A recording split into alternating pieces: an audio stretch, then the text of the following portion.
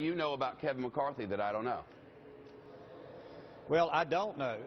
This was written primarily because I've been here 20 years, and I remember the night that Newt stepped down, the next night Bob Livingston stepped down, and the chaos it put the Republican Party in. I've seen several things since that did not deal with Mr. McCarthy, but just dealt with other people in the Republican Party. I don't know what anybody does when they leave the House, nor do they know what I do. But I know one thing about this, Shepard. Our country is in deep, deep trouble. We need to have leadership in the House that we can say, look at that leader. He is a man of integrity. So what this was meant for all those running for office for the three positions that you named. So randomly, you just wrote to the conference leader and the conference that asking any candidate for Speaker of the House, Majority Leader, or Majority Whip to withdraw himself if there are any misdeeds he has committed. And then down at the bottom, in your own personal handwriting, you wrote, I believe this question is important to the integrity of the House. This doesn't sound like a man who's on a fishing expedition. This sounds like a man who knows something he's not talking about, doesn't it? I mean, if you didn't write it, wouldn't you think that?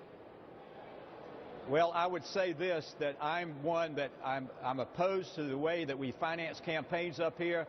I am for a public financing of campaigns. I see the influence of money here in Washington all the time. And I want somebody in the speaker's chair that will not say, you come to our fundraiser and we'll pass your bills. That happens up here all the time. Congressman, though, I feel, wait, no, Congressman, I apologize.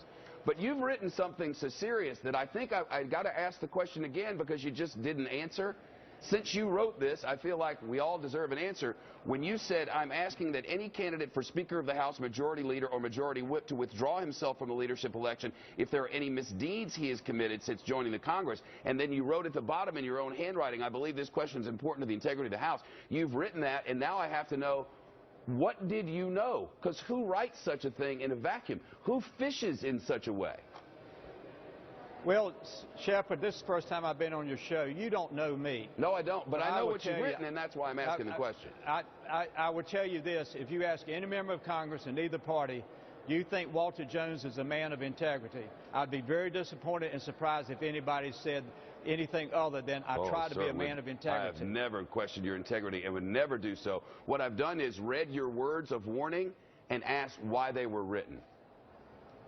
Well, anything you want to read into it, you're welcome to read into it. I gave you an honest answer, and that's all I can do. And that is, you're just warning anyone who might decide to run for leadership, don't do it if you've got a skeleton. Spare us the pain of Bob Livingston. I'm going to try to put this in, if I get reelected, in the House rules next year if we hold the majority.